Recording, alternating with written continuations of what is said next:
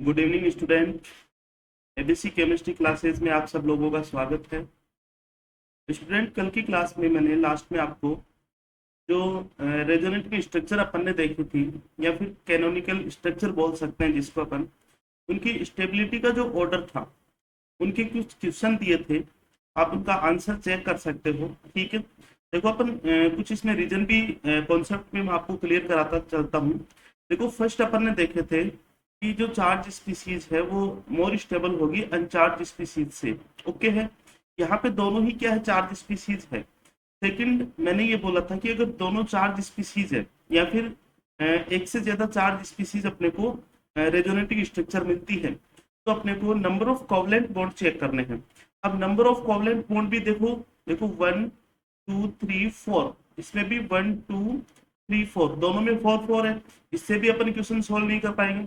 उसके बाद में अपन देखते हैं ऑक्टेट कंप्लीट होना चाहिए अपना। ओके है, देखो यहाँ पे CH2 नेगेटिव। वापिस मैं ऑक्टेट आपको क्लियर करना बताता हूँ। देखो, कार्बन की वैलेंसी 4 है। ओके, कार्बन पे नेगेटिव चार्ज है, मतलब क्या है, ये +1। अब कार्बन कितने बॉन्ड बना रखा है, दो तो हाइड्रोजन जुड़े हुए हैं, एक बॉन्ड ये वाला है, तो +3। ठीक है, इसका ऑक्टेट कंप्लीट है। और यहाँ पे इसकी बात करें अपन ऑक्सीजन की, ओ नेगेटिव की, तो ऑक्सीजन के वैलेंसी इलेक्ट्रॉन हो गए 6। इस पे -1 चार्ज है, तो +1 हो गया। ओके, और इसने बॉन्ड एक बना रखा है, तो +1 हो गया 8। तो दोनों का ही क्या है, ऑक्टेट भी कंप्लीट है। फिर अपन बात करते हैं कि जो एडजेसेंट एटम, मतलब जो अपोजिट चार्ज है वो एडजेसेंट एटम पे होना चाहिए। मतलब कहने का ये है कि चार्ज सेपरेशन अपन देखते हैं, तो चार्ज सेपरेशन यहाँ पे बात ही नहीं कर सकते, क्योंकि दोनों पे एक एक चार्ज है। इस पे भी माइनस प्लस है नहीं, इस पे भी माइनस प्लस नहीं है। फिर अपन लास्ट जो पॉइंट अपना वो देखते हैं कि negative charge should be lies at more electronegative atom. ठीक है, तो वो क्या होंगे, वो अपने लिए स्टेबल होंगे। देखो, ऑक्सीजन पे नेगेटिव चार्ज है, इस पे कार्बन पे नेगेटिव, कौन सा ज्यादा स्टेबल हो जाएगा, इसका आंसर हो जाएगा 2 1। फर्स्ट वाले का आंसर हो जाएगा। देखो, नंबर के सेकंड क्वेश्चन की अगर अपन बात करें, तो इसमें ये अनचार्ज स्पीसीज और एक ये अनचार्ज स्पीसीज, दोनों की स्टेबिलिटी भी सेम होगी, तो 1 इक्वल क्या हो जाएगा, 5 हो जाएगा। अब देखना आप स्टूडेंट, बाकी अपन इन तीनों में ये भी चार्ज है, ये भी चार्ज है, ये भी चार्ज स्पीसीज है, तो दूसरा अपन रूल फॉलो करते हैं कि कोवलेंट बॉन्ड की, सबके आप कोवलेंट बॉन्ड टोटल कर लो आप। ठीक है, या फिर आप ये देखना कि जहां पे वेरिएशंस वगैरह है, कहाँ पे वेरिएंस है, देखो 1 2 3। ठीक है, या फिर आप कंप्लीट कर लो, आप तो कोई दिक्कत नहीं है। रिंग में कितने होते हैं, रिंग में कितने होते हैं, 6 बॉन्ड तो ये हो गए। ठीक है, और कितने, 7 8 8 हो गए, 9 10 हो गया, और 11 12। सब में 12 12 कोवलेंट बॉन्ड आपको मिलेंगे, आप चेक कर सकते हो आसानी से। ठीक है, तो कोवलेंट बॉन्ड की जो नंबर ऑफ कोवलेंट बॉन्ड है वो भी क्या हो गए, सेम हो गए। अच्छा, फिर उसके बाद में अपन देखते हैं ऑक्टेट वाला। देखो, ऑक्टेट वाला जो ये जो ऑक्सीजन है, ओ नेगेटिव, इसका ऑक्टेट कंप्लीट है, इसका भी कंप्लीट है, इसका भी कंप्लीट है। ये जो कार्बन है इसका अनकंप्लीट है, इस कार्बन का ऑक्टेट भी अनकंप्लीट है, और इस कार्बन का ऑक्टेट भी क्या है, अनकंप्लीट है। तो इससे भी अपन क्वेश्चन सॉल्व नहीं कर पाएंगे।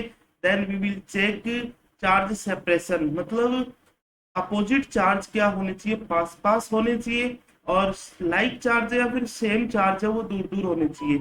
आप मेरे को एक बात बता दो, देखो ये पॉजिटिव नेगेटिव है, ये पॉजिटिव है, ये दोनों डिस्टेंस कम है देखो इनमें, और इसमें भी देखो डिस्टेंस कम है, और ये दोनों क्या है, इसमें क्या डिस्टेंस बहुत ज्यादा है। तो आप मेरे को बात बताओ, थर्ड नंबर तो सबसे कम हो गया, और फिर सेकंड और फोर्थ इन दोनों की इक्वल होती है, तो ये हो जाएगा सेकंड इक्वल 4 हो जाएगा। ठीक है, ये चीज आप ध्यान रख सकते हो।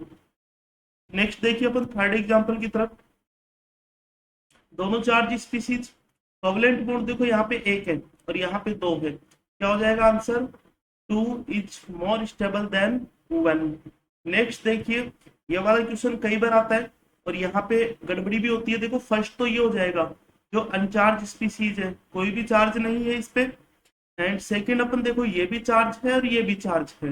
अब बात करते हैं अपन किसकी, ऑक्टेट कंप्लीट, या फिर सेकंड नंबर पे आता है अपना नंबर ऑफ कोवलेंट बॉन्ड। तो इसमें देखो 1 2 3, इसमें भी 1 2 3, दोनों में 3 3 है, अब इसका ऑक्टेट देखते हैं, इसका ऑक्टेट कंप्लीट है, इसका ऑक्टेट क्या है स्टूडेंट, कंप्लीट है, और इसका ऑक्टेट क्या है, अनकंप्लीट है, अनकंप्लीट है। इसका कंप्लीट है और इसका भी क्या है, कंप्लीट से भी ज्यादा है। तो अपन क्या कर देंगे यहाँ पे, देखो ये जो कंप्लीट है कार्बन वाला, सेकंड नंबर हो जाएगा, थर्ड नंबर हो जाएगा। ये क्वेश्चन अपने को ऑक्टेट से ही सॉल्व करना है, देख लीजिएगा आप।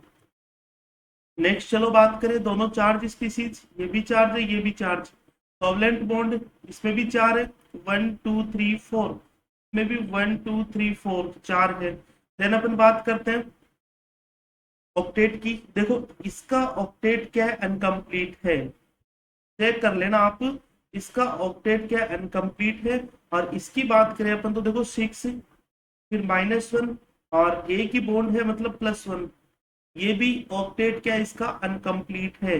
देखो अगर दोनों के ऑक्टेट अनकंप्लीट है तो भी अपन स्टेबिलिटी नहीं चेक कर पाएंगे। फिर अपन लास्ट देखते हैं कि चार्ज सेपरेशन, चार्ज सेपरेशन देखो पॉजिटिव है, दूसरा कोई चार्ज ही नहीं है, तो सेपरेशन किस बात का, इस पे भी पॉजिटिव है, दूसरा कोई भी चार्ज नहीं है। फिर अपन लास्ट देखते हैं कि नेगेटिव चार्ज मोर इलेक्ट्रोनेगेटिव पे देख लो, और पॉजिटिव चार्ज है वो लेस इलेक्ट्रोनेगेटिव पे देख लो। तो देखो इस पे पॉजिटिव चार्ज है कार्बन पे, और इस पे पॉजिटिव चार्ज है ऑक्सीजन पे। कौन सा हो जाएगा अपना, ये वाला क्या हो जाएगा, स्टेबल ज्यादा हो जाएगा, 1 और 2 हो जाएगा। ओके है। देन अपन नेक्स्ट 6 नंबर की तरफ चलते हैं। तो दोनों चार्ज स्पीसीज होगी, कोवलेंट बॉन्ड भी सेम हो गए। फिर अपन बात करते हैं ऑक्टेट की। देखो इसका ऑक्टेट भी कंप्लीट है, इसका ऑक्टेट कंप्लीट है, और ये देखो 5 + 1 और +2 तो कितना हो जाएगा 8, इसका ऑक्टेट भी कंप्लीट है। फिर अपन देखेंगे कि नेगेटिव चार्ज इसमें कार्बन पे है, और इसमें नेगेटिव चार्ज किस पे है, नाइट्रोजन पे नेगेटिव चार्ज है। कौन सा नेगेटिव चार्ज ज्यादा स्टेबल होता है, नाइट्रोजन वाला, मोर इलेक्ट्रोनेगेटिव वाला। तो क्या हो जाएगा, सेकंड फर्स्ट हो जाएगा। लास्ट वाला आप कर सकते हो, चार्ज है, ये भी चार्ज है, ये भी चार्ज है, नंबर ऑफ कोवलेंट बॉन्ड भी सेम है, ठीक है। फिर अपन देखते हैं ऑक्टेट सबका कंप्लीट, आप चेक कर लीजिएगा, ऑक्टेट भी कंप्लीट है तो चार्ज सेपरेशन देखते हैं। देखो ये लाइक चार्ज आ गए, दोनों पॉजिटिव चार्ज पास पास है, तो सबसे कम स्टेबल तो ये हो गया। अब यहाँ पे देखेंगे positive charge minus positive negative पास पास है, और ये भी पॉजिटिव नेगेटिव पास पास है। ओके है। तो अपन को क्या करना है, नाइट्रोजन पे, इसमें नाइट्रोजन पे पॉजिटिव, इस पे भी नाइट्रोजन पे पॉजिटिव, सेम अपने को दिख रहा है, कोई वेरिएशन नहीं है। इसमें ऑक्सीजन पे नेगेटिव है, और इसमें नाइट्रोजन पे नेगेटिव है। कौन सा हो जाएगा, ऑक्सीजन पे नेगेटिव वाला मोर स्टेबल होगा, 1 और 2। क्यों होगा, क्योंकि ऑक्सीजन की इलेक्ट्रॉन नेगेटिविटी नाइट्रोजन से ज्यादा होती है। ओके स्टूडेंट, तो कल जो एग्जाम्पल थे उसकी चर्चा कर लिए, आप मिलान कर लीजिएगा, ठीक है, जो भी आपने पढ़े उस हिसाब से, ठीक है। और आज की क्लास अपन शुरुआत करते हैं यहाँ पे। देखिए आज का अपना नेक्स्ट टॉपिक रहेगा types of resonance. Okay student, देखो जिस तरह से अपन ने इंडक्टिव इफेक्ट पढ़ा, इंडक्टिव इफेक्ट भी 2 टाइप्स के हैं, एक तो प्लस आई है एंड एक माइनस आई है। प्लस आई का मतलब इलेक्ट्रॉन रिलीजिंग करने वाला, और माइनस आई मतलब इलेक्ट्रॉन विड्रॉ करने वाला। इसी तरह से हाइपर कॉन्जुगेशन भी +H एंड -H। तो रेजोनेंस भी अपना 2 टाइप्स का होगा, जिसमें एक होगा +R एंड जो सेकंड होगा वो क्या होगा, -R होगा। ओके है। देखो +R होगा उसको अपन क्या बोल सकते हैं, electron releasing effect, electron releasing resonance effect. और इसको क्या बोल सकते हैं, electron withdrawing resonance effect. Okay है स्टूडेंट, ठीक है। इलेक्ट्रॉन रिलीज करने वाले +R ग्रुप होंगे, और इलेक्ट्रॉन विड्रॉ करने वाले कैसे होंगे, -R ग्रुप होंगे। अब देखो अपने को ये ध्यान रखना है कि +R ग्रुप कौन से होंगे। आप सपोज करो, देखो मैं यहाँ पे आपको बेंजीन से अच्छे से समझ में आ जाएगा, क्योंकि बेंजीन का अपन रेजोनेंस, रेजोनेंस की जहां पे भी बात आती है अपन बेंजीन को ही पढ़ते हैं, ठीक है। हालांकि अपना ये जरूरी नहीं है कि बेंजीन में ही प्रेजेंट हो, जो भी अपने एलिसाइक्लिक कंपाउंड्स भी अगर अपन बात करें, या फिर जो एसाइक्लिक कंपाउंड्स है उनमें भी रेजोनेंस प्रेजेंट होगा। तो यहाँ से अपन समझने की कोशिश करें, देखो कोई भी ग्रुप लगा दिया, ये ग्रुप जी है, ठीक है। अगर इस ग्रुप पे क्या प्रेजेंट हो, इस ग्रुप पे लोन पेयर प्रेजेंट हो, फर्स्ट अपन बात क्या लिख सकते हैं यहाँ पे कि एटलीस्ट, ठीक है, at least one lone pair present होना चाहिए, वन लोन पेयर क्या होना चाहिए, प्रेजेंट होना चाहिए। देखो अपन बात कर रहे हैं किसकी, रेजोनेंस की। रेजोनेंस में अपन ने क्या क्या चीज कवर की है, रेजोनेंस के करेक्टरिस्टिक प्रॉपर्टीज देखे, उसके बाद में अपन ने रेजोनेंस की पॉसिबिलिटी देखी। अब अपन बात कर रहे हैं टाइप ऑफ रेजोनेंस, ठीक है। तो देखो टाइप ऑफ रेजोनेंस में फर्स्ट अपन देखते हैं प्लस आर ग्रुप वाले। तो प्लस आर ग्रुप के लिए देखो फर्स्ट कंडीशन मैंने लिख दी है यहाँ पे कि at least one lone pair present होना चाहिए इस पे, ये जो ग्रुप जुड़ा हुआ है इस वाले ग्रुप पे, ठीक है। अब देखो लोन पेयर तो ऐसे किसी पे भी प्रेजेंट हो जाए, वो लोन पेयर प्रेजेंट है उसका रेजोनेंस में उस पे रेजोनेंस लगना चाहिए, मतलब रेजोनेंस की कंडीशन भी फॉलो होनी चाहिए इस लोन पेयर की।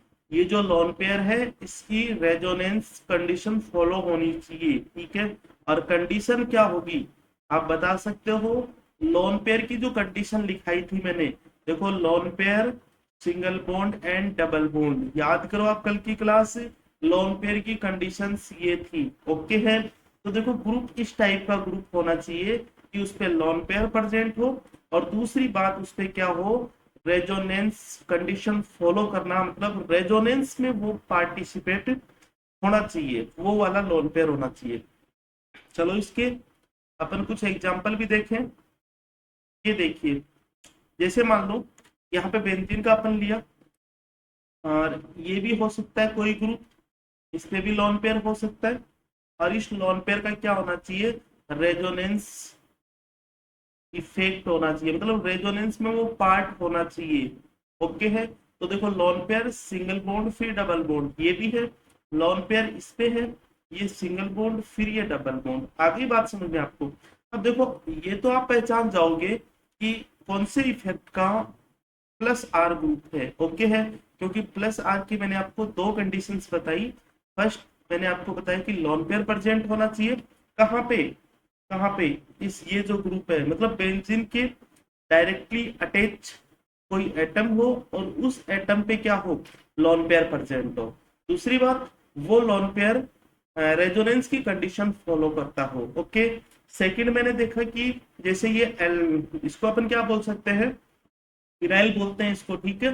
तो यहाँ पे क्या होना चाहिए, डबल बॉन्ड, ये भी कोई ग्रुप जुड़ा हुआ है, और इस पे लोन पेयर, और वो भी लोन पेयर की कंडीशन फॉलो होनी चाहिए, ठीक है स्टूडेंट। अब अपन कुछ एग्जांपल्स देखेंगे, कुछ एग्जांपल्स देखेंगे जो क्या करते हैं, अपने रेजोनेंस इफेक्ट अपने शो करते हैं। चलो मैं यहाँ पे यहीं पे लिख लेता हूँ इनके एग्जांपल्स, ठीक है।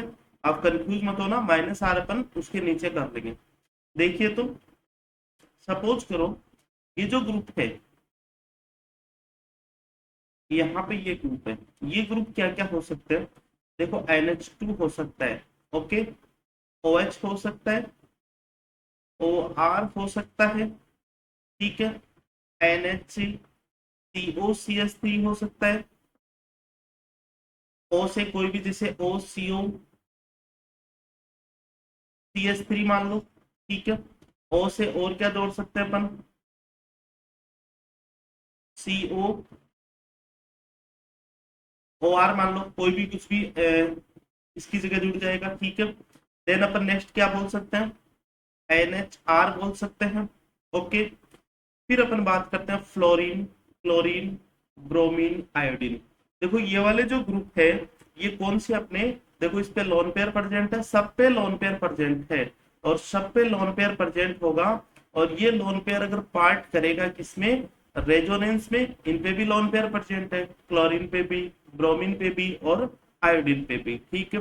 अब देखो यहाँ पे स्टूडेंट कुछ कई बार क्या होता है कि रेजोनेंस जो फैक्टर है या फिर रेजोनेंस इफेक्ट है, उसमें अपन क्या देखते हैं कि कई बार इनका जो इफेक्ट है वो भी क्या होता है, कम ज्यादा होता है। वो भी देखो यहाँ पे मैं आपको बता दूं कुछ जो अपने काम आने वाले हैं, जैसे NH2, और अपन बात करते हैं किसकी, OH की, और अपन बात करते हैं ये लो OR की, ठीक है, सब पे लोन पेयर है। अब अपने को ये देखना है कि किसका प्लस आर ज्यादा होगा, मतलब प्लस का आर का भी ऑर्डर अपने को निकालना आना चाहिए। ओके, यहाँ पे देखिए स्टूडेंट, इस नाइट्रोजन और यहाँ पे ऑक्सीजन पे, यहाँ पे ऑक्सीजन पे, चलो एक बात बताओ मेरे को, प्लस आर का मतलब क्या होगा, ये लोन पेयर रेजोनेंस में जाएगा, ये लोन पेयर रेजोनेंस में जाएगा, ये वाला लोन पेयर रेजोनेंस में जाएगा। ओके, तो नाइट्रोजन की इलेक्ट्रॉन नेगेटिविटी, देखो इलेक्ट्रॉन नेगेटिविटी किसकी ज्यादा होती है, ऑक्सीजन की ज्यादा होती है नाइट्रोजन से। तो ऑक्सीजन क्या करेगा, इन इलेक्ट्रॉन को पकड़ के रखेगा, मतलब अट्रैक्ट करेगा ज्यादा। तो यहाँ का जो रेजोनेंस है वो क्या होगा, कम होगा, ये रेजोनेंस भी कम होगा, ये रेजोनेंस भी कम होगा, और ये रेजोनेंस ज्यादा होगा। मतलब सबसे ज्यादा किसका होगा, एन ग्रुप वाले का होगा ओ ग्रुप से। एक तो आप ये ध्यान रखना। अब देखो OH और OR, ये OH है एंड ये OR है। माइनस आई का ऑर्डर मैंने सिखाया आपको, ठीक है। अच्छा, माइनस आई का ऑर्डर क्या होता है इनका, माइनस आई का ऑर्डर ये होता है। अब माइनस आई का जो एंटी होगा वही तो प्लस होगा, तो क्या चल जाएगा ये OH और उसके बाद में OR। थोड़ा सा सोच के देखिएगा आप, ठीक है। ये वाला ऑर्डर अपन इस तरह से लिख सकते हैं, थोड़ा सा सोच के देखिएगा। देखो इसका माइनस आई अगर ज्यादा होता है तो ये इलेक्ट्रॉन खींचेगा, और इलेक्ट्रॉन खींचेगा तो इधर पार्टिसिपेट नहीं कर पाएंगे ना, और नहीं कर पाएंगे मतलब प्लस आर क्या हो जाएगा, इसका कम हो जाएगा। चलो आप एक बात बताओ मेरे को, जैसे मान लो ये अपना NH2 है, ठीक है, और एक है अपना NH, और इस पे कोई ग्रुप जोड़ दिया मैंने COR। इन दोनों का देखो, देखो अगर ये पार्टिसिपेट करेगा और ये पार्टिसिपेट करेगा तभी इनका प्लस आर होगा। अब प्लस आर देखो यहाँ पे ये लोन पेयर है, ये दोनों लोन पेयर है, ये ओनली इधर ही जा रहे हैं, जबकि इस वाले में ये वाले लोन पेयर इधर भी जा सकते हैं, ऊपर की साइड भी जा सकते हैं। तो किसका प्लस आर ज्यादा हो जाएगा, ऑब्वियसली इसका ज्यादा हो जाएगा, ठीक है। इस तरह से आप जो प्लस आर है उनको ग्रुप भी पहचान सकते हो। केवल एक चीज स्टूडेंट आप ध्यान रखिएगा कि बेंजीन पे, केवल एक फाइनल चीज आप ध्यान रखो, आप तो केवल बेंजीन या फिर जो भी पाई बॉन्डेड हो उस पे डायरेक्टली कोई भी ग्रुप जुड़ा हुआ हो, उस ग्रुप पे लोन पेयर देख लो आप तो, ठीक है। और जब आप लोन पेयर देख लो फिर आप लोन पेयर की कंडीशन देख लो, lone pair single bond and double bond, ठीक है। अगर ये है तो उसका क्या होगा, हमेशा प्लस आर होगा। और प्लस आर का कंपेरिजन बस वो कुछ इस तरह से आप देख लेना, ठीक है। ये अपन प्लस आर इफेक्ट की अपन ने चर्चा की है। नेक्स्ट अपन पढ़ते हैं माइनस आर की तरफ। सेकंड देखो अपना ग्रुप कौन सा है, माइनस आर ग्रुप। देखिए स्टूडेंट, किस तरह से अपन इसको समझे कि कोई भी डबल बॉन्ड स्पीसीज है, ये लीजिए डबल बॉन्ड स्पीसीज, इस पे कोई भी ग्रुप जुड़ा हुआ है, मान लीजिए इस पे ए ग्रुप जुड़ा हुआ है, कोई भी ग्रुप हो, एनी ग्रुप जुड़ा हुआ है। अगर ये जो ए ग्रुप है या फिर ए एटम है वो किसी दूसरे एटम के साथ डबल बॉन्ड से, पी के साथ, या फिर क्या है स्टूडेंट, अगर इससे कोई भी एटम जुड़ा हुआ है वो ट्रिपल बॉन्ड से किसी दूसरे एटम के साथ अगर जुड़ जाए, ठीक है। ये वाली चीज आप यहाँ पे ध्यान रखना, मतलब ये जो बी है, इस बी की इलेक्ट्रॉन नेगेटिविटी क्या होनी चाहिए, ए से ज्यादा होनी चाहिए। बस ये चीज आप ध्यान रखो। यहाँ पे जितने भी ग्रुप होंगे वो कौन से होंगे, माइनस आर वाले होंगे। यहाँ पे जितने भी ग्रुप होंगे वो माइनस आर वाले होंगे, ठीक है। लीजिए चेक करते हैं अपन कुछ एग्जांपल्स लिख के। देखो फर्स्ट ऑफ ऑल मैं लिख रहा हूँ, ये मैं लिख रहा हूँ यहाँ पे C double bond O O H. बताइए स्टूडेंट, देखो कार्बन जुड़ा हुआ है इससे, और कार्बन से डबल बॉन्ड से ऑक्सीजन जुड़ा हुआ है, ऑक्सीजन की इलेक्ट्रॉन नेगेटिविटी कार्बन से ज्यादा है। कर सकते हैं, देखो डायरेक्ट मैं लिख रहा हूँ, NO2 ग्रुप अगर जुड़ जाए तो डायरेक्ट ये ग्रुप जुड़ रहा है रिंग से, और इसके आगे डबल बॉन्ड से ऑक्सीजन जुड़ा हुआ है। क्या हो सकता है, और साइनाइड हो सकता है क्या, बिल्कुल हो जाएगा। एल्डिहाइड हो सकता है, कीटोनिक ग्रुप भी हो सकते हैं। ओके, जैसे अपना COCl भी हो सकता है, मतलब ये कार्बन डायरेक्ट जुड़ा हुआ है, इससे डबल बॉन्ड जुड़ा हुआ है। मतलब जो मैंने कंडीशन आपको बताई है, केवल वो आप फॉलो करते जाना, आपको plus R and minus R के जो ग्रुप्स है वो पहचान करने आ जाएंगे इजीली। ओके है स्टूडेंट, यहाँ तक आई बात आपको समझ में। अब देखो आगे मैं बढ़ता हूँ। प्लस आर का जब अपने स्टार्ट किया है यहाँ से, ठीक है, सॉरी प्लस आर नहीं, माइनस आर का यहाँ से अपन ने स्टार्ट किया है, माइनस आर इफेक्ट। देखो माइनस आर के लिए फर्स्ट अपन ने ये देख लिया। ओके है, क्या देखा है, वापस रिपीट कर देता हूं मैं। यहाँ पे कोई भी ग्रुप जुड़ा हुआ है, ठीक है, उस ग्रुप से डबल बॉन्ड या फिर ट्रिपल बॉन्ड से कोई दूसरा ग्रुप जुड़ा होना चाहिए। और ये जो बी ग्रुप है, ये दूसरा ग्रुप है, उसकी इलेक्ट्रॉन नेगेटिविटी ए से ज्यादा होनी चाहिए। बस केवल इतना आपको देखना है, वहां पे माइनस आर इफेक्ट होगा, ठीक है, केवल इतनी सी बात आपको ध्यान रखनी। दूसरी अपन देखते हैं, फर्स्ट तो अपना ये होगा। दूसरा देखिए स्टूडेंट, अपन इसको अगर केस फर्स्ट बोले तो दूसरा कौन सा हो जाएगा अपना, केस सेकंड। ये हो जाएगा केस सेकंड। देखो यहाँ पे लिख रहा हूं मैं, species, species having, species having vacant p orbitals, species having vacant p orbitals. कौन कौन से हो सकते हैं इनके, देखो ये डबल बॉन्ड है, यहाँ पे Br2। ओके, इस टाइप का कई बार केस पूछा गया है, मतलब यहाँ पे अपने को पता ही नहीं चलता है कि इस ये जो बोरेन ग्रुप है इसका माइनस आर इफेक्ट भी है क्या। ठीक है, तो माइनस आर का सेकंड केस अपन ने देख लिया। थर्ड अपन देखते हैं माइनस आर का केस, थर्ड की बात करें जहां पे माइनस आर होता है, तो species, species having vacant d orbital, species having vacant d orbitals कहाँ पे हो सकते हैं ये, देखिए स्टूडेंट कुछ इस तरह के आपके सामने आएंगे। मतलब ये बेंजीन रिंग है, इससे डायरेक्टली जुड़ा हुआ NMe3 प्लस, यहाँ पे वैकेंट d ऑर्बिटल्स है। ओके, NMe3 आ सकता है, NMe3 के अलावा क्या आ सकता है, PMe3 भी आ सकता है, यहाँ पे P होता है, सॉरी, ठीक है, इसको आप कंसीडर मत करना, इस केस में कंसीडर नहीं करना आपको, ठीक है। इसका क्या होता है, माइनस आई इफेक्ट होता है, इसका कोई भी रेजोनेंस इफेक्ट नहीं होता है, ठीक है। ये बात आप ध्यान रखना, आगे मैं इसकी चर्चा भी करूंगा। NMe3 क्या है, ओनली माइनस आई इफेक्ट है, ये नहीं है, क्योंकि p ऑर्बिटल्स है यहाँ पे। ओके, अब देखिए PMe3 हो सकता है, यहाँ पे मैं थोड़ा सा इसको क्लियर कर दूं, ये क्या हो सकता है, PMe3 प्लस। ओके है, और क्या हो सकता है, P के नीचे जो भी आएंगे, AsMe3 प्लस, और क्या हो सकता है,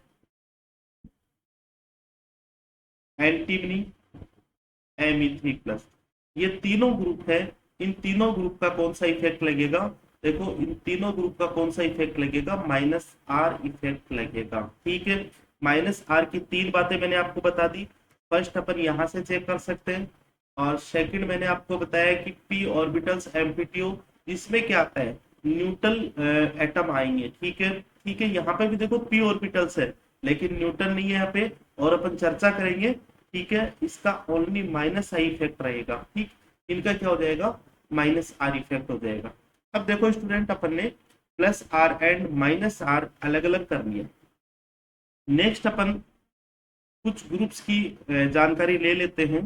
देखो मतलब कौन से ऐसे ग्रुप हो सकते हैं, देखो जो प्लस आर भी देंगे और माइनस आर भी देंगे, ऐसे ग्रुप होते हैं जो प्लस आर भी देते हैं एंड माइनस आर इफेक्ट भी देते हैं। अच्छा, उनको अपन कैसे पहचान पाएंगे, उनको पहचानने का एक ही तरीका है कि जहां पे जिस इफेक्ट की नीड होती है वहां पे वो इफेक्ट अपना काम कर जाता है। मतलब जैसे मान लो कार्बोकेटाइन की स्टेबिलिटी की अपने को जरूरत पड़ी, तो कार्बोकेटाइन की स्टेबिलिटी कौन बढ़ाएंगे, इलेक्ट्रॉन रिलीज ग्रुप बढ़ाएंगे, और इलेक्ट्रॉन रिलीज ग्रुप कौन सा है, प्लस आर, तो वहां पे प्लस आर हो जाएंगे। और जो कार्ब एनाइन है, कार्ब एनाइन है, उसकी स्टेबिलिटी कौन बढ़ाते हैं? इलेक्ट्रॉन विड्रॉ करने वाले। तो वहां पे वो ग्रुप -R की तरह ट्रीट करते हैं। देखिए ऐसे कुछ ग्रुप्स मैं लिख लेता हूँ, यहाँ पे लिखू ग्रुप्स, ग्रुप्स विच एग्जिबिट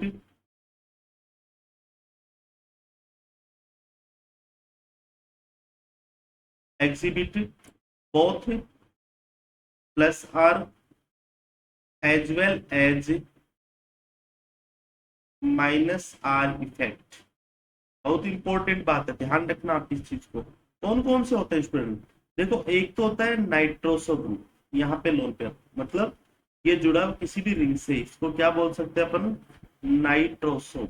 दूसरा होता है अपना सल्फोनस, SO2H, इसको अपन क्या बोलते हैं? सल्फोनस। ओके है। एक इसमें क्या हो सकता है?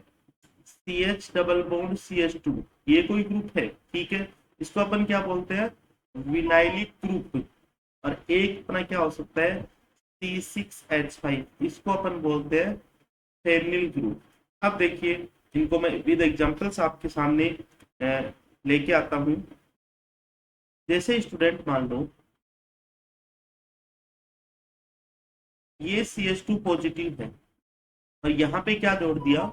एन डबल बॉन्ड O, इस पे लोन पेयर्स है। यहाँ पे ये जो एन डबल बॉन्ड है वो है, इसका +R भी होता है एंड -R भी होता है। कौन सा लगाएंगे यहाँ पे? देखो पॉजिटिव चार्ज है तो कौन सा लगा देंगे? इसका +R लगा दिया। अगर यही नाइट्रोसो ग्रुप अगर इस पे जुड़ा हुआ है, इस पे अगर जुड़ा हुआ है, और यहाँ पे एन डबल बॉन्ड O है, तो यहाँ पे इसका कौन सा इफेक्ट लगा देंगे? -R।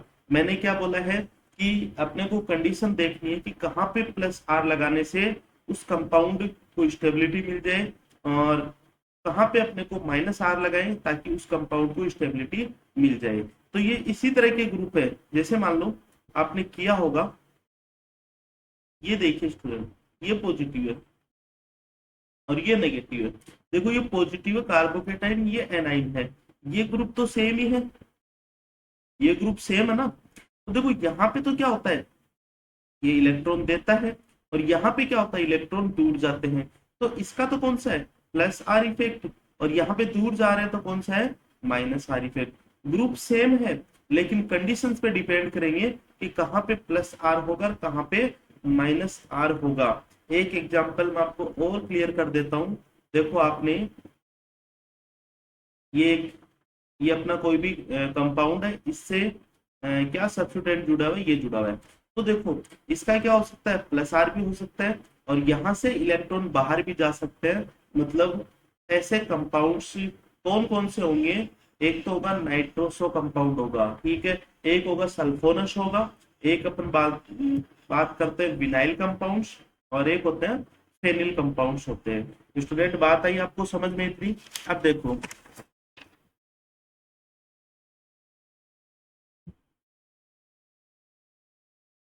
कुछ केसेज और देखते हैं रेजोनेंस के। देखो अब मैं कुछ ग्रुप ऐसे लिख रहा हूं जो न तो +R देते हैं, मतलब नाइदर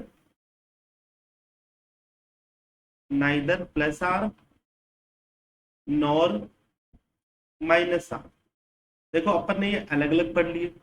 कुछ ग्रुप्स ऐसे पढ़ लिए जो दोनों इफेक्ट देते हैं, +R एंड -R। अच्छा, कहाँ पे कौन सा लगाना है? जिसकी जहां पे जरूरत होती है, जिसको लगाने से कंपाउंड की स्टेबिलिटी बढ़ जाए, जिससे लगाने से कंपाउंड स्टेबल बने, वहां पे वो वाला इफेक्ट काम में ले दो। और अब देखो ऐसे कुछ ग्रुप्स होते हैं जिनका न तो +R होता है न -R होता है। देखो वो कौन से ग्रुप है, आप इनको ध्यान रखो। देखो नाइदर +R नोर -R, इसको मैं आपको याद करने का तरीका बताऊं। देखो NO, आप लिख दो नो। नो जानते हो? नो मतलब क्या होता है? नहीं, मतलब कहीं भी नहीं। आप ये सोचो NO मतलब नो, कहीं भी नहीं। देखो इस नाइट्रोजन से आप जोड़ दो NH3+, ओके, इस नाइट्रोजन से आप जोड़ दो Nr3+, और इस नाइट्रोजन से जोड़ दो आप NF3+, ओके है। इसी तरह से इस ऑक्सीजन से आप जोड़ दो OH2+, आप जोड़ दो OR2+, और आप जोड़ सकते हो OF2+। ओके है।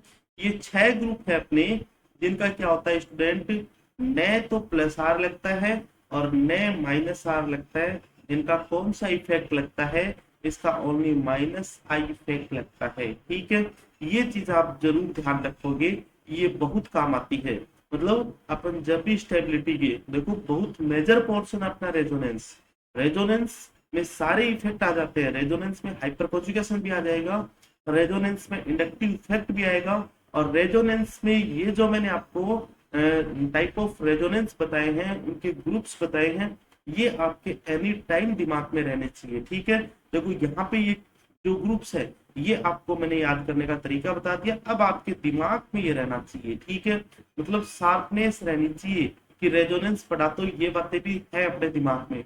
देखो कहीं पे भी स्लिप हो गई, क्वेश्चन अपना गलत हो जाएगा। ठीक है, इन बातों को स्टूडेंट आप बार बार आप रिपीट करोगे, आप अच्छे से इनको दिमाग में बिठा सकते हो। अब देखो आज का जो मेजर पोर्शन अपन कंप्लीट करेंगे, वो क्या है अपना की पॉइंट्स ऑफ रेजोनेंस। बहुत अच्छी अच्छी बातें होंगी इसमें। की पॉइंट्स ऑफ रेजोनेंस, देखो थ्योरेटिकल पोर्शन है, अपन थ्योरी बहुत कम यूज करेंगे, अपन ओनली उनके की पॉइंट्स देखेंगे। ओके है, चलो की पॉइंट्स तैयार करता हूं मैं। उससे पहले आप मेरे को एक बात बताओ, देखो अपन ने प्लस आर में ये हो सकता है क्या? ओके, बिल्कुल हो सकता है। दूसरा कौन सा है, माइनस आर का भी ले लें अपन। अच्छा, माइनस आर में क्या हो सकता है, ये हो सकता है नाइट्रो, बिल्कुल ये भी हो सकता है। दोनों की आप रेजोनेटिंग स्ट्रक्चर बनाओ आप। ठीक है, अब आपको रेजोनेटिंग स्ट्रक्चर बनानी आनी चाहिए।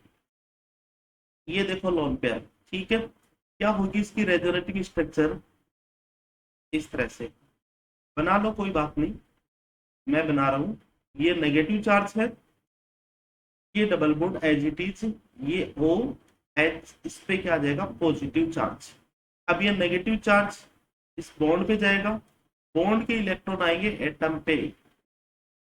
ये इसकी नेक्स्ट रेजोनेटिंग स्ट्रक्चर हो गई, यहाँ पे नेगेटिव चार्ज। ये एज इट इज है, जिसमें चेंज नहीं हुआ, वो एज इट इज रखना अपने को। ये नेगेटिव चार्ज आएगा बॉन्ड पे, बॉन्ड के इलेक्ट्रॉन एटम पे। इसी तरह से किया था कल अपन ने, ये नेगेटिव चार्ज यहाँ पे डबल बॉन्ड, ये डबल बॉन्ड, और ये एज इट इज हो गया OH पॉजिटिव। नेगेटिव चार्ज आएगा बॉन्ड पे, और बॉन्ड के इलेक्ट्रॉन हो गए एटम पे। लास्ट अपन ने रेजोनेटिंग स्ट्रक्चर ये बना दी, कौन सी बन गई, ये देखिए। चलो इसी तरह से अपन लगे हाथ इसकी भी बना लेते हैं। क्या होगी, ऊपर की तरफ जाएगा, ये पॉजिटिव होगा, ये ऊपर की तरफ जाएगा। देखिए डबल बॉन्ड एन, यहाँ पे O नेगेटिव, यही होगी, ऐसी सिचुएशन बढ़ेगी। यहाँ पे पॉजिटिव चार्ज,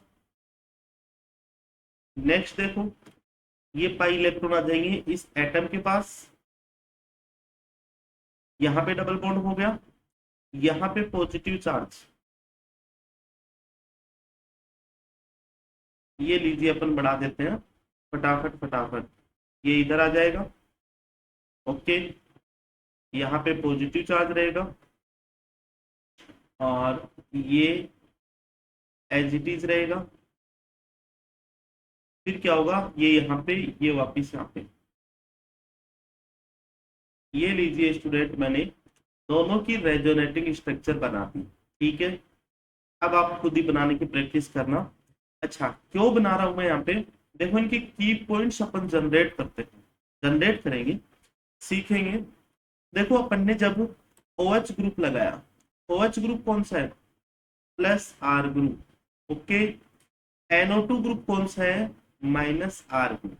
देखो अगर अपन ने प्लस आर ग्रुप लगाया इस बेंजीन पे, तो नेगेटिव चार्ज आए, यहाँ पे नेगेटिव चार्ज आया, यहाँ पे नेगेटिव चार्ज आया, और एक नेगेटिव चार्ज यहाँ पे आया। मतलब नेगेटिव चार्ज कहाँ पे आते हैं, देखो प्लस आर लगाते हैं तो नेगेटिव चार्ज कहाँ पे आते हैं, वो की पॉइंट्स बनाएंगे अपन। नेगेटिव चार्ज कहाँ पे आते हैं, ऑर्थो एंड पेरा पोजीशन पे नेगेटिव चार्ज आता है। ओके, दूसरा अगर माइनस आर ग्रुप लगाते हैं, दूसरा अगर माइनस आर ग्रुप लगाते हैं तो देखो पॉजिटिव चार्ज, एक ये पॉजिटिव चार्ज और एक ये पॉजिटिव चार्ज, तो क्या लिख सकते हैं अपन, पॉजिटिव चार्ज कहाँ पे है, ऑर्थो एंड पेरा पे। देखो अब मैं आपको एक बात बताऊं, यहाँ पे नेगेटिव चार्ज भी उतना ही है, यहाँ पे नेगेटिव चार्ज भी सेम है और यहाँ पे नेगेटिव चार्ज भी सेम है। पॉजिटिव चार्ज सेम है इस वाली, यहाँ पे भी पॉजिटिव चार्ज सेम है और यहाँ पे भी पॉजिटिव चार्ज सेम है। तो मैं यहाँ पे एक बात बोल सकता हूँ क्या, कि रेजोनेंस इफेक्ट से प्लस आर हो या फिर माइनस आर हो, कहाँ पे वर्क कर रहा है, ऑर्थो एंड पेरा पोजीशन पे। आप लिख सकते हो कि रेजोनेंस इफेक्ट कहाँ पे वर्क करता है, वर्क्स ओनली, क्या लिख सकते हैं अपन, ऑर्थो एंड पेरा पोजीशन, ऑर्थो एंड पेरा position with same intensity, with equal intensity बोल सकते हैं अपन, इक्वल ज्यादा बेटर रहेगा, इक्वल इंटेंसिटी। देखो इक्वल इंटेंसिटी क्यों बोली मैंने, देखो यहाँ पे भी +1 ही है, यहाँ पे भी प्लस सेम है और माइनस में भी क्या सेम है। ये बात आपको समझ में आई, ठीक है। और कहाँ पे वर्क्स नहीं करता है, never works at Meta position. एक तो आपको हमेशा ये बात ध्यान रखनी है, मतलब फर्स्ट इसका की पॉइंट क्या हो जाएगा कि resonance works always only ortho and para position with same intensity, same या फिर इक्वल इंटेंसिटी। और कहाँ पे वर्क नहीं करता है, मेटा पोजिशन पे वर्क नहीं करता है। एक तो अपना क्या हो जाएगा, ये की पॉइंट हो जाएगा। अब देखो दूसरा मैं इसी से बनाता हूं। चलो एक बात बताओ स्टूडेंट, मेरे को पेन मेरे को थोड़ा सा यूज करना ही पड़ेगा, क्योंकि वरना तो ये रेजोनेटिव स्ट्रक्चर बाद में अपने को दिखेगी नहीं, पता नहीं क्या दिखे। चलो देखिए स्टूडेंट, देखो यहाँ पे ये जो रिंग है, ये जो बेंजीन रिंग है, ठीक है, मतलब रेजोनेंस इस सिस्टम में प्रोसीड हो रहा है। बहुत ही लाइट हो गया ये, हाँ, ये देखो, चलो देखो रेजोनेंस इस सिस्टम में लग रहा है, मतलब रेजोनेंस इस सिस्टम में चल रहा है, इसी में चल रहा है सिस्टम, ठीक है। ये तो ग्रुप से जो शो कर रहे हैं, रेजोनेंस इस सिस्टम में प्रोसीड हो रहा है, ये मान लो आप। तो देखो इस वाले सिस्टम में क्या हो रहा है, ये पाई इलेक्ट्रॉन मूव हो रहे हैं ना, क्या हो रहे हैं, पाई इलेक्ट्रॉन मूव हो रहे हैं, ठीक है। इलेक्ट्रॉन का जो या फिर रेजोनेंस हो रहा है, वो किसके कारण हो रहा है, पाई इलेक्ट्रॉन्स के मूवमेंट से हो रहा है। इसमें भी देखो आप पाई इलेक्ट्रॉन जा रहे हैं, यहाँ पे भी पाई इलेक्ट्रॉन जा रहे हैं, ये वाले पाई इलेक्ट्रॉन। तो दूसरा पॉइंट मैं यहाँ पे लिख सकता हूँ, ठीक है। ये दूसरा पॉइंट इसका क्या हो जाएगा कि resonance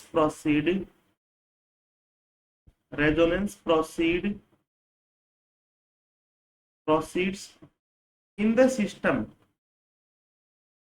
system via pi electrons, via pi electrons.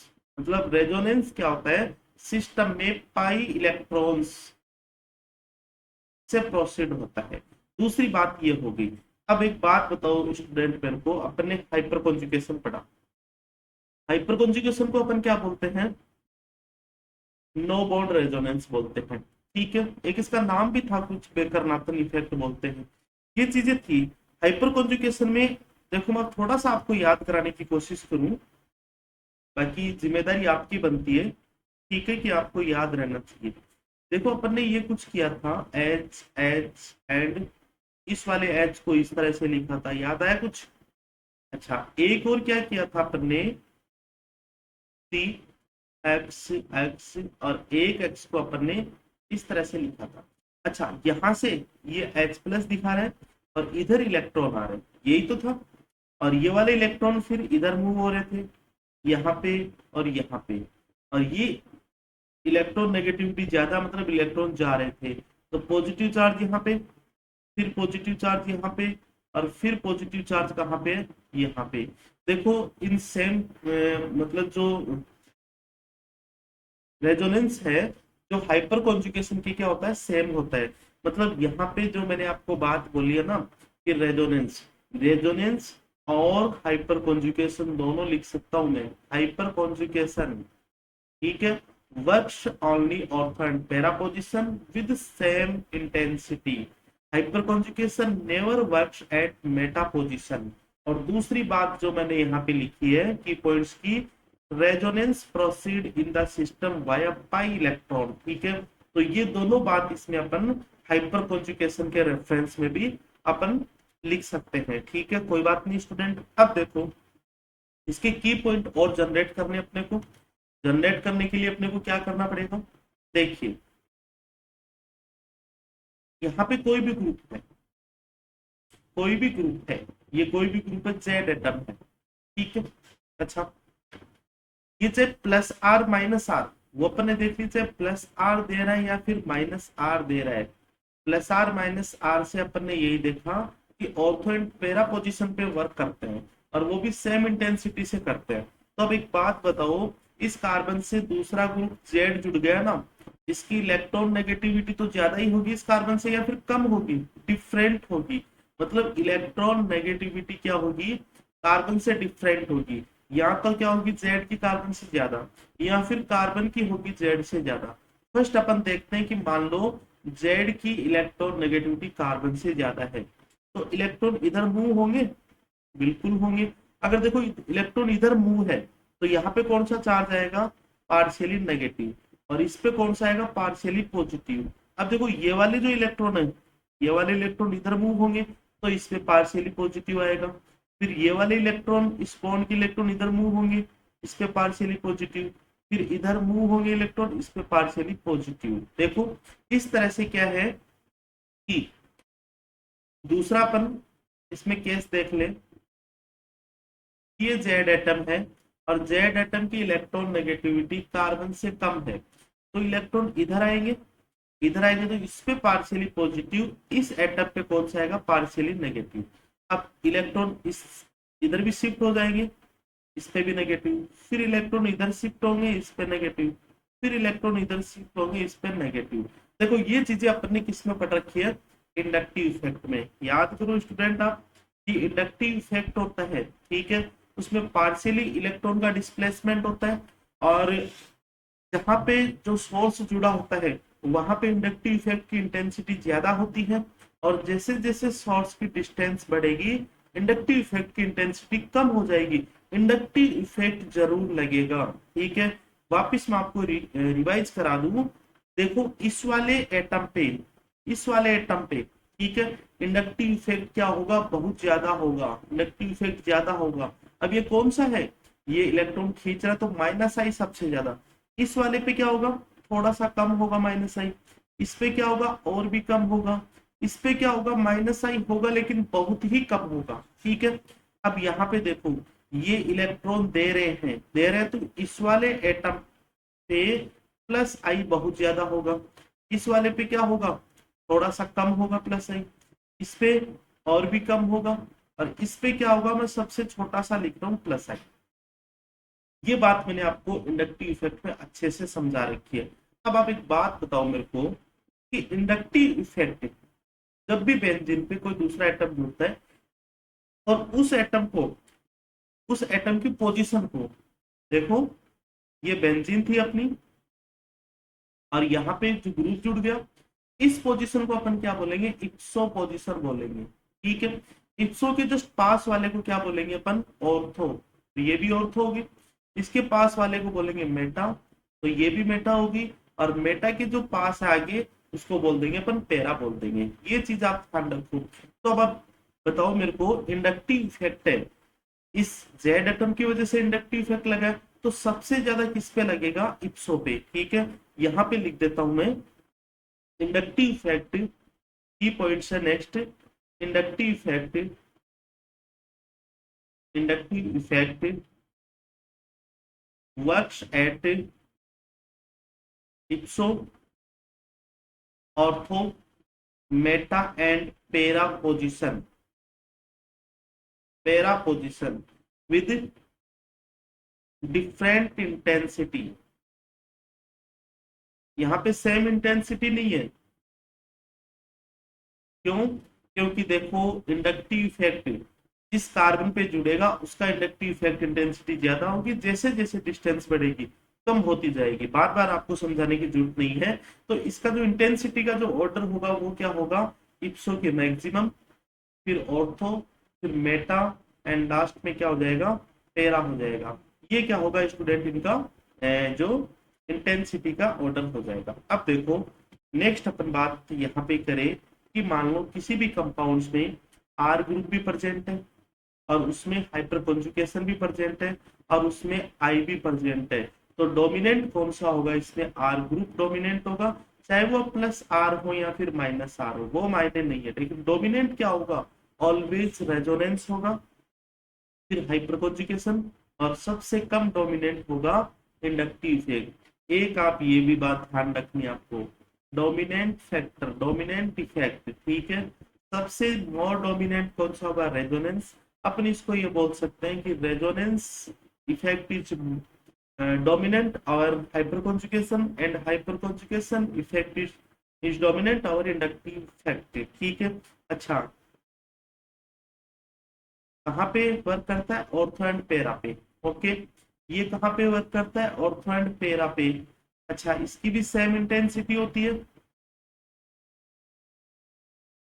इसकी भी सेम इंटेंसिटी, इस पे भी ऑर्थो एंड पैरा पे इक्वल इंटेंसिटी। ये कहाँ पे वर्क करता है, इप्सो पे भी करता है, ऑर्थो पे भी करता है, मेटा पे भी करता है एंड पैरा पे भी करता है। डिफरेंट इंटेंसिटी है और उस इंटेंसिटी का ऑर्डर क्या होगा, ये देखो। ये बात मैंने आपको समझाई है आज की ये जो की पॉइंट्स है इनमें, ठीक है। बात आई स्टूडेंट आपको समझ में। अब देखो नेक्स्ट अपन रेजोनेंस, देखो बहुत मेजर पार्ट है, एक एक चीज आपको ध्यान रखनी पड़ेगी, ठीक है। फिर नेक्स्ट अपन पढ़ते हैं abnormal, abnormal behaviour, abnormal behaviour of halogen atom. ये अपने को बहुत अच्छे से सीखनी है। देखो abnormal behaviour of halogen atom, ये अपने को आना चाहिए। देखो क्यों आना चाहिए, देखो हेलोजन एटम है, अक्स एटम, यहाँ पे फ्लोरीन, फ्लोरीन भी हो सकता है, ब्रोमीन भी हो सकता है एंड हाइड्रोजन भी हो सकता है। ये इनका कौन सा इफेक्ट लगता है, इनका इनका माइनस आई इफेक्ट भी लगता है। और इनका कौन सा इफेक्ट में मैंने आज आपको लिखवाया है, इनका प्लस आर इफेक्ट भी लगता है, ठीक है। यही अपने को सीखना है कि जो हेलोजन एटम है कि किस कंडीशन में माइनस आई इफेक्ट लगाएंगे अपन और कौन सी कंडीशन में अपन प्लस आर इफेक्ट लगाएंगे। देखो एक एक चीज को मैं आपको अच्छे से क्लियर करूंगा, ध्यान से आप देखते जाना। सबसे पहले अपन पढ़ते हैं केस फर्स्ट। केस फर्स्ट देखो स्टूडेंट, केस फर्स्ट में अपन कौन कौन सी बातें पढ़ सकते हैं। देखो आपसे कोई क्वेश्चन पूछा जाए और क्वेश्चन कुछ इस टाइप का हो, क्वेश्चन मान लो लिख दिया मैंने, स्टेबिलिटी ऑफ कार्बोकेटाइन। अगर इस टाइप का क्वेश्चन पूछ ले आपको, ठीक है, कार्बोकेटाइन, अगर आपको पूछ ले कि स्टेबिलिटी ऑफ कार्बोकेटाइन बतानी है। दूसरा, अगर आपसे पूछ ले कि stability of carb A9, carb A9, अच्छा लगेगी कहाँ पे ये, या इसको अपन बोल सकते हैं बेंजाइलिक कार्बोकेटाइन, ठीक है। इसको अपन क्या यूज कर सकते हैं, बेंजाइलिक कार्बोकेटाइन, इसको अपन क्या बोल सकते हैं, बेंजाइलिक कार्बेनाइन, ठीक है। कोई खास बात नहीं है क्योंकि एग्जांपल सब से अपने को क्लियर हो जाएगा। थर्ड, अपन आपको कोई क्वेश्चन पूछे acidic nature, acidic nature of किस किस की, इसमें आप जरूर ध्यान रखोगे। एक तो फिनोल, फिनोल एंड दूसरा क्या है, बेंजोइक एसिड, कार्बोक्सिलिक एसिड बोल दूं मैं यहाँ पे, carboxylic acid, carboxylic acid, okay है। नेक्स्ट अपन बात करें कि अगर आपको क्वेश्चन पूछ ले, आपको अगर क्वेश्चन पूछ ले basic nature, basic nature of compounds, basic nature of compounds. अगर इस टाइप का कोई क्वेश्चन पूछ ले, देखो चार क्वेश्चन मैंने लिखे हैं, कौन से?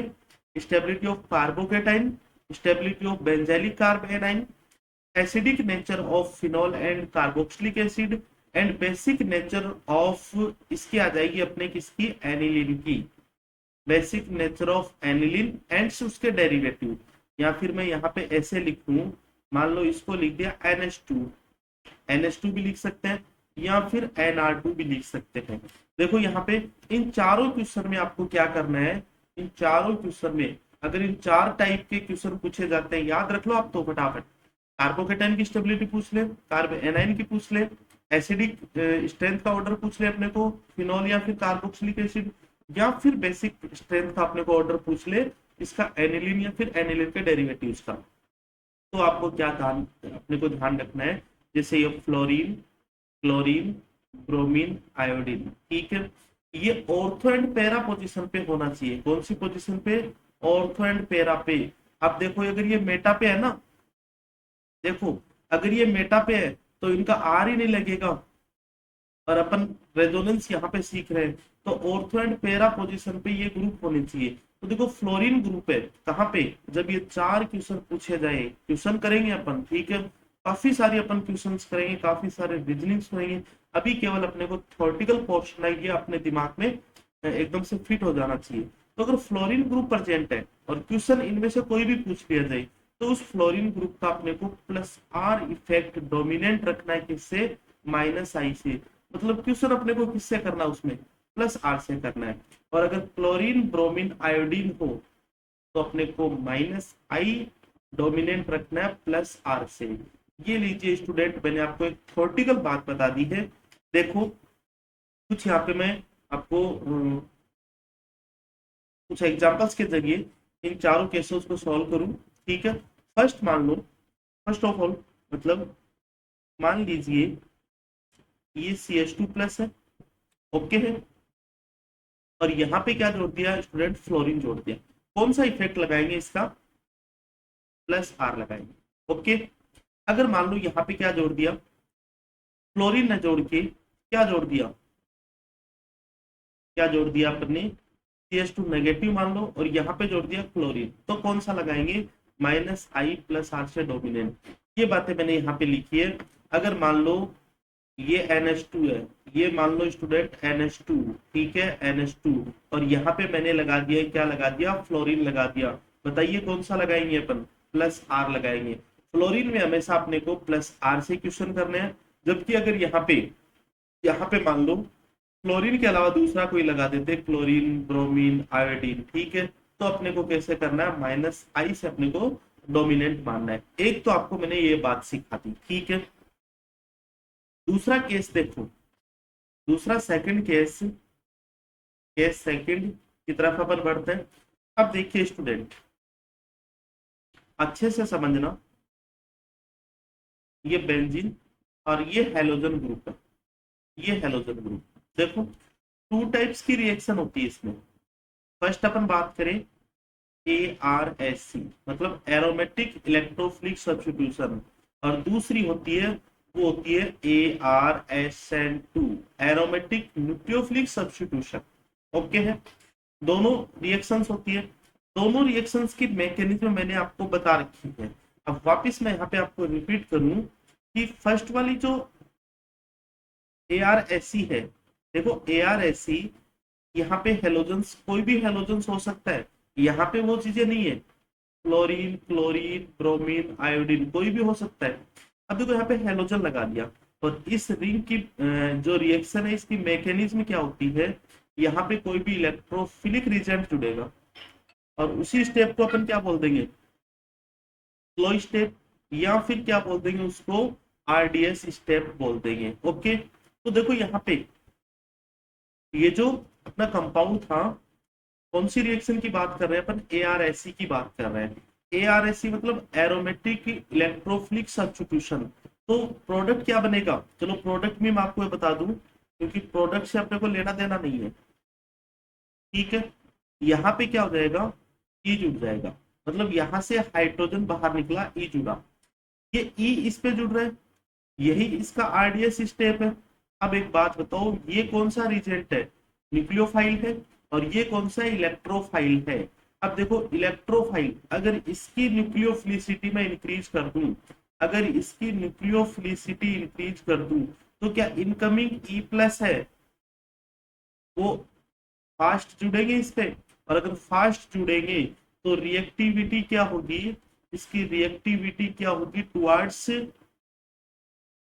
रिएक्टिविटी टुवर्ड्स एआरएससी, वो क्या हो जाएगी? इंक्रीज हो जाएगी। बात आई आपको समझ में? देखो केवल मैं अभी रिएक्शंस की बात की है मैंने, यहाँ पे मैंने जो हेलोजन के केस है वो नहीं बताया आपको। अब देखो, अब देखो स्टूडेंट, मैं जो चीज आपको समझाने की कोशिश कर रहा हूँ, देखो ये मैंने समझाया कि अगर बेंजीन की न्यूक्लियोफिलिसिटी अगर बढ़ती है, न्यूक्लियोफिलिसिटी अगर बढ़ती है तो रिएक्टिविटी बढ़ेगी। ये बात आपको समझ में आ गई। और ई प्लस इस पे कब जुड़ेगा? जब इसकी न्यूक्लियोफिलिसिटी ज्यादा हो। ठीक है, तो यहाँ पे देखो ये जो हेलोजन ग्रुप्स है, इस हेलोजन ग्रुप्स का अपन माइनस आई फैक्टर यूज करेंगे, माइनस आई फैक्टर यूज करेंगे प्लस आर से। ठीक है, कब कब कब यूज करेंगे अपन स्टूडेंट? जब अपन इसकी क्या चेक कर रहे हैं? रिएक्टिविटी चेक कर रहे हैं। ठीक है, मतलब इलेक्ट्रोफाइल कितना फास्ट जुड़ेगा, कितना फास्ट जुड़ेगा। यहाँ पे जब अपन रिएक्टिविटी की बात करें, ठीक है, किसकी बात कर रहे हैं ओनली, बहुत इंपॉर्टेंट बात बताने जा रहा हूँ स्टूडेंट, जब मैं रिएक्टिविटी की बात करूं, ठीक है, बेंजीन की, तब अपन कौन सा फैक्टर यूज करेंगे? माइनस आई फैक्टर यूज करेंगे प्लस आर से। या फिर मैं न्यूक्लियोफिलिसिटी की बात करूं, या फिर मैं बात करूं कि इनकमिंग ई प्लस की बात करूं, देखो एक ही मतलब है। ठीक है, क्वेश्चन कैसे भी आ सकता है आपको, आपको जरूरी नहीं है कि आपको ये पूछे कि रिएक्टिविटी ऑर्डर बताओ। आप, आपको ये भी पूछा जा सकता है कि न्यूक्लियोफिलिसिटी ऑर्डर बता दो आपको, या फिर आपको ये बता दो कि इनकमिंग इलेक्ट्रोफिलिक है, ठीक है, उनकी रिएक्टिविटी बता दो। या फिर आप बता सकते हो कि इनका जो रेट कांस्टेंट होता है उसकी आप वैल्यू बता सकते हो। मैंने, आप याद करो, जब स्टार्टिंग की जो क्लासेस अपन ने ली थी, वहां पे ये सारी चीजें मैंने आपको क्लियर करके बताई थी। कोई बात नहीं, यहाँ पे भी समझ में आ रहा होगा आपको। तो फर्स्ट अपन बात करते हैं रिएक्टिविटी में माइनस आई क्या होगा? डोमिनेंट होगा। अब देखो दूसरा क्या है, चलो ये ई प्लस इस पे जुड़ तो रहा है, इस बेंजीन पे, लेकिन जुड़ किस कार्बन पे रहा है? मतलब इस कार्बन पे जुड़ रहा है, या फिर इस पे जुड़ रहा है, या फिर इस पे जुड़ रहा है। ठीक है, ये इसको अपन बोलते हैं, इस चीज को बोलते हैं directive influence, directing influence, directive influence. ठीक है, लिख दूं मैं अच्छे से इसको, डायरेक्टिव, DIRECTIV, डायरेक्टिव इन्फ्लुएंस। अब आप डायरेक्टिव इन्फ्लुएंस का मतलब आपको समझ में आ गया होगा कि फर्स्ट क्या है? रिएक्टिविटी।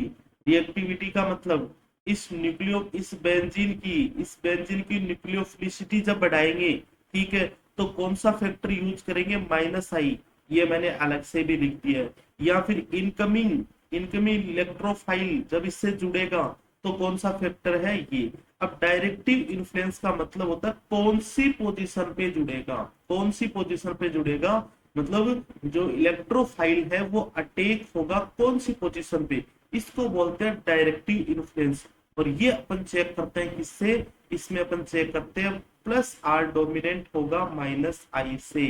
देखो मैं आपको एक एग्जांपल, यही एग्जांपल, यही रिएक्शन करके बताता हूं, आपको बिल्कुल भी घबराने की जरूरत नहीं है, बिल्कुल आपको समझ में आएगा। ये देखो स्टूडेंट, मैंने ले लिया क्या? क्लोरीन ले लिया। ओके है, क्लोरीन ले लिया। और दूसरा अपन बात करते हैं,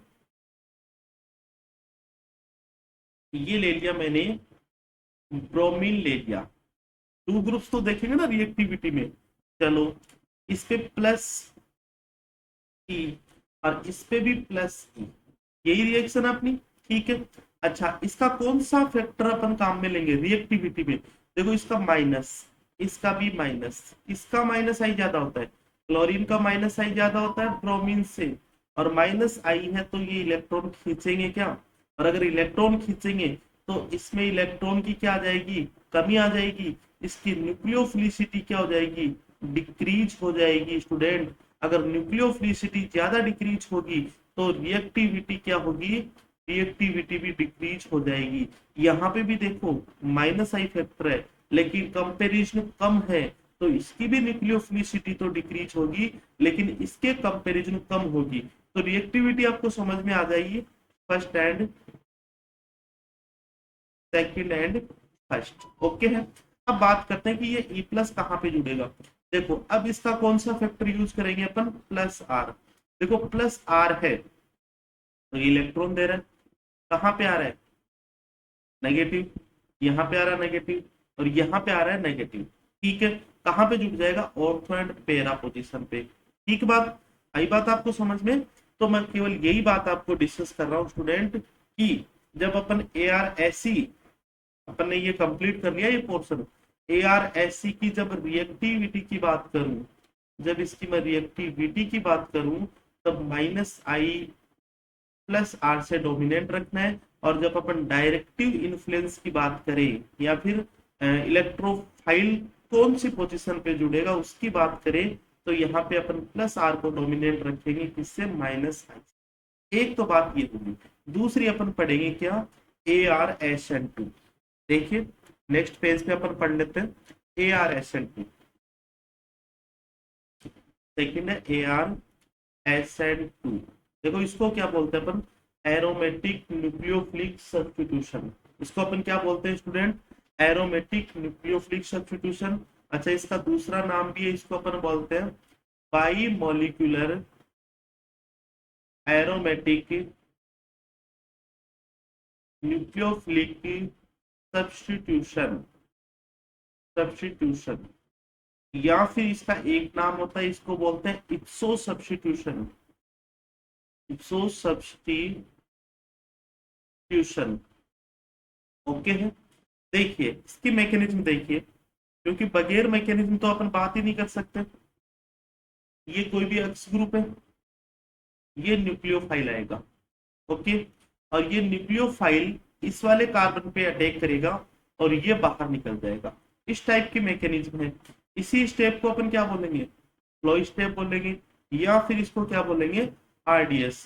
प्रोडक्ट क्या बन जाएगा अपना, प्रोडक्ट अपना ये बन जाएगा एनयू, ओके। देखो स्लो स्टेप या आरडीएस स्टेप कौन सा है, इससे क्या जुड़ रहा है, न्यूक्लियोफाइल जुड़ रहा है। अब एक बात बताऊं तो न्यूक्लियोफाइल कहाँ पे जुड़ते हैं, जहां पे इलेक्ट्रॉन की कमी होती है, ओके।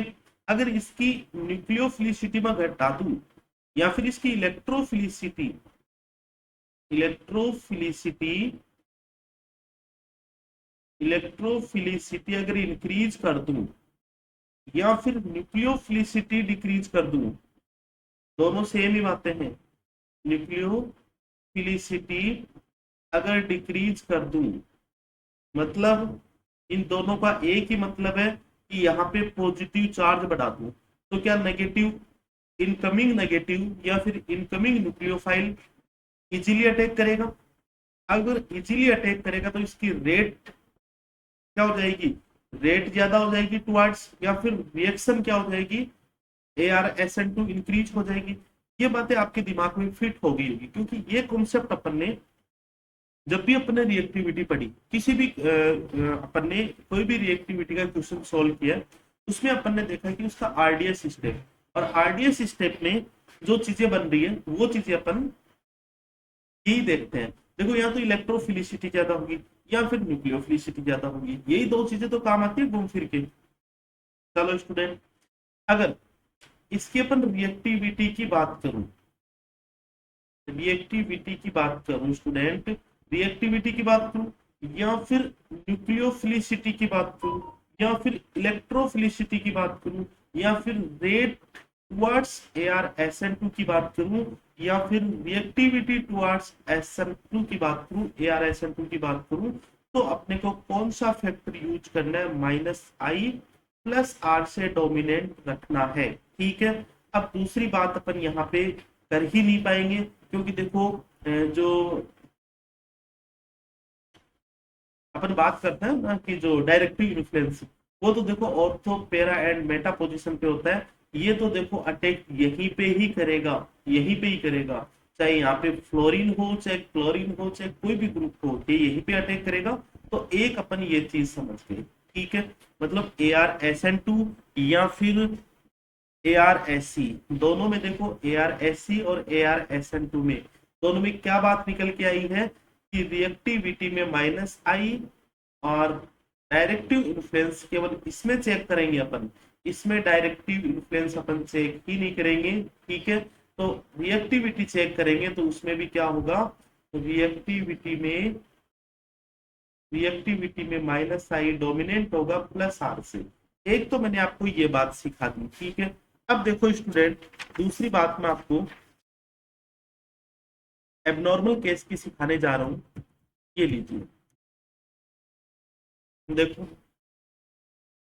दो केस अपन देख लिए। अब देखो केस थर्ड, केस अपना थर्ड है। अच्छा, रेजोनेंस मैंने आपको बताया था कि जरूरी नहीं है कि बेंजीन रिंग में ही हो, एलिसाइक्लिक एसाइक्लिक में भी हो सकता है। तो देखो यहाँ पे कोई भी, ये CH2 डबल बॉन्ड CH लगा दो, या फिर यहाँ पे हेलोजन लगा दिया। हेलोजन कोई भी हो सकता है, क्लोरीन, क्लोरीन, ब्रोमीन, आयोडीन, ये हो सकता है। या फिर आपको थोड़ा सा आपको इजी लगेगा, ये देखो हेलोजन। अब एक बात बताओ मेरे को कि जो एल्कीन होते हैं, डबल बॉन्ड होते हैं, एल्कीन एल्काइन, ये रिएक्शन देते हैं। टू टाइप्स की रिएक्शन भी ये देते हैं। कौन कौन सी रिएक्शन देते हैं, देखो इसमें जो केस अपन देखेंगे, फर्स्ट अपन देखेंगे electrophilic addition, electrophilic addition reaction, बिल्कुल देते हैं इलेक्ट्रोफिलिक एडिशन रिएक्शन। और दूसरा अपन देखते हैं इसमें, दूसरा स्टूडेंट देखते हैं अपन जो nucleophilic addition, nucleophilic addition reaction है, न्यूक्लियोफिलिक एडिशन रिएक्शन।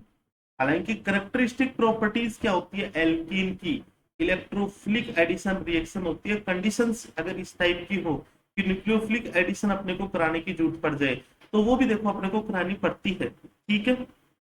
अपने को यहाँ पे इसलिए दोनों फैक्टरी पढ़ने हैं। Electrophilic addition reaction, electrophilic addition reaction कुछ इस टाइप की होगी। देखो CH2 डबल बॉन्ड CH, यहाँ पे क्या जुड़ेगा स्टूडेंट, इलेक्ट्रोफाइल जुड़ेगा। मतलब इसकी अगर न्यूक्लियोफिलिसिटी बढ़ेगी, न्यूक्लियोफिलिसिटी अगर इसकी बढ़ती है, ठीक है, तो रिएक्टिविटी बढ़ेगी, reactivity towards, reactivity towards electrophilic addition reaction, ठीक है, इलेक्ट्रोफिलिक एडिशन रिएक्शन। या फिर मैं बोल सकता हूं इनकमिंग, इनकमिंग पॉजिटिव, देखो ये इस पे जुड़ेगा ना, इसको इनकमिंग बोलते हैं, इनकमिंग इलेक्ट्रोफाइल। या फिर क्या बोल सकते हैं, टुवर्ड्स इलेक्ट्रोफिलिक एडिशन रिएक्शन। अगर इसकी न्यूक्लियोफिलिसिटी बढ़ती है तो रिएक्टिविटी भी इसकी बढ़ेगी, कौन सी, इलेक्ट्रोफिलिक एडिशन रिएक्शन, ये बढ़ेगी। अब यहाँ पे इस वाले केस में अपन इस अक्स का क्या यूज करेंगे, इसका यूज करेंगे -I ज्यादा होगा +R से, ये बात यूज करेंगे।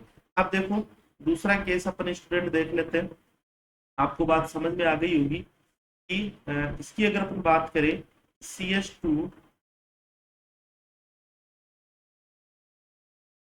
देखो जो बेंजीन है, यहाँ पे मैं आपको एक बात बता दूं, जो बेंजीन है, बेंजीन पे जो भी हेलोजन है, अच्छा क्या उसी में तो होता है ना ऑर्थो मेटा एंड पैरा, तो यही बता दो मेरे को क्या इसमें होगा, इसमें नहीं होगा, ठीक है, इसमें नहीं होगा।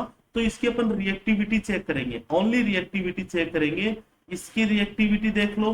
अब इसकी रिएक्टिविटी की अगर अपन बात करें तो CH2 CH और ये X है, ओके, यही होती है CH2 CH और X है।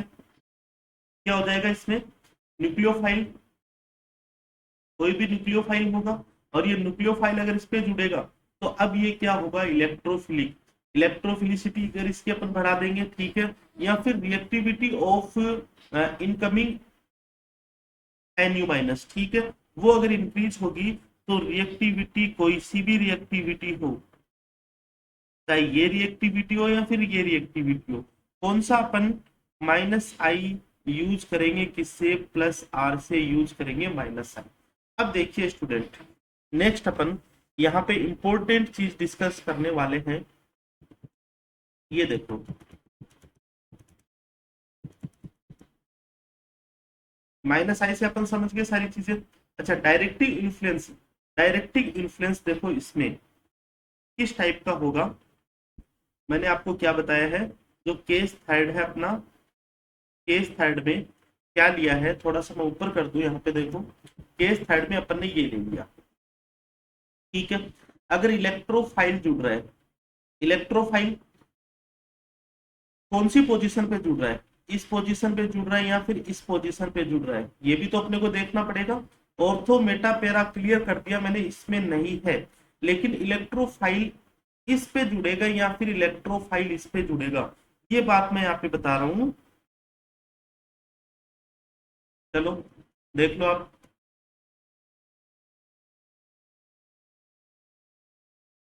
ठीक है स्टूडेंट, थोड़ा सा टेक्निकल इश्यू हो सकता है, आप समझो ध्यान से। मैं ये चीज समझाने की कोशिश कर रहा हूँ यहाँ पे, ठीक है, कोई बात नहीं। क्या समझाने की कोशिश कर रहा हूँ, देखो, CH2 double bond CH x, ठीक है। इसकी जब रिएक्टिविटी की बात की, इसकी किसकी बात की, रिएक्टिविटी की बात की है, तो माइनस आई ज्यादा होगा प्लस आर से, यही देखेंगे हमेशा अपन। और ई प्लस या फिर एन यू माइनस, ये कौन सी पोजीशन पे जुड़ेंगे, तब इसका अपने को क्या चेक करना है, प्लस आर इसका डोमिनेट करना है, किससे, माइनस आई से। प्लस आर डोमिनेट करेंगे कि स्टूडेंट माइनस आई से, मतलब ये इलेक्ट्रॉन इधर देगा और यहाँ पे देगा, यहाँ पे नेगेटिव चार्ज होगा, तो ई प्लस कौन सी पोजीशन पे जोड़ देंगे अपन, इस वाली पोजीशन पे जोड़ देंगे, ठीक है स्टूडेंट। वैसे मैंने मैटर आपको क्लियर करवा दिया है, थोड़ा सा मैं ये जो इश्यू है वो देख लेता हूँ। देखिए बिल्कुल अपना हो गया। अब इसको थोड़ा सा मैं इस केस थर्ड को वापिस बता दूं आपको। ये मैंने बताया था CH2 डबल बॉन्ड CH2, और ये कोई भी हैलोजन है, ठीक है। इसकी रिएक्टिविटी में क्या यूज करेंगे अपन, माइनस आई ज्यादा होगा प्लस आर से, ओके। और डायरेक्टिव इन्फ्लुएंस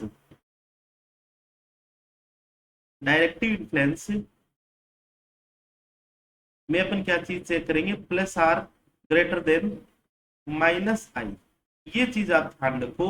अब जो आज की क्लास है वो देखो, यहाँ पे स्टूडेंट मैं आपको ये बताना चाहता हूँ, ये कोई भी कंपाउंड है, कोई भी कंपाउंड, चाहे बेंजीन हो या फिर एलिसाइक्लिक हो या फिर एसाइक्लिक कंपाउंड हो, इस पे कोई भी हेलोजन जुड़ा हुआ है, तो इसके टू टाइप्स के क्वेश्चन, जैसे अगर आपको पूछे रिएक्टिविटी, रिएक्टिविटी में अपने को हमेशा माइनस आई से क्वेश्चन करके आना है, ठीक है।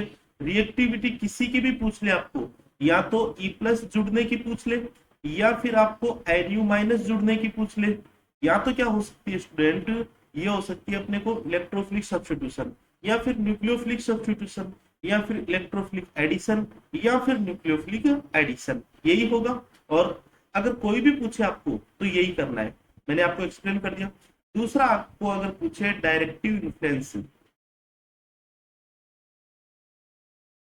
डायरेक्टिव इन्फ्लुएंस अगर ये पूछे आपको, तो प्लस आर डोमिनेंट रखना है माइनस आई से, ठीक है। ये कहाँ कहाँ पे यूज होगा, देखो बेंजीन में यूज होगा, और बेंजीन में कौन से, ortho Meta and para directive group निकालने के काम आएगा, ठीक है। और अपने को पूछा जाएगा, तो लास्ट अपना ये था, जो मतलब जो ई प्लस है, यहाँ पे,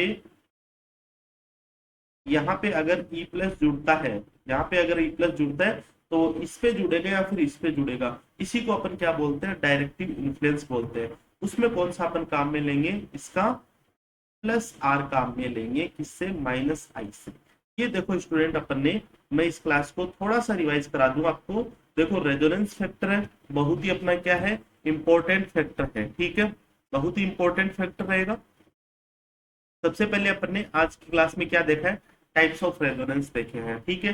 टाइप्स ऑफ रेजोनेंस कौन कौन से, टाइप ऑफ रेजोनेंस अपने प्लस आर है एंड दूसरा क्या है माइनस आर है। ठीक है, प्लस आर की मैंने कंडीशंस बताई थी कि प्लस आर की कंडीशंस क्या होगी और माइनस आर की कंडीशंस क्या होगी, क्या क्या होगी स्टूडेंट, ये आप ध्यान रखना। मतलब कोई भी ग्रुप है उस पे लोन पेयर है, ठीक है, रेजोनेंस की कंडीशन फॉलो कर रहा है तो प्लस आर।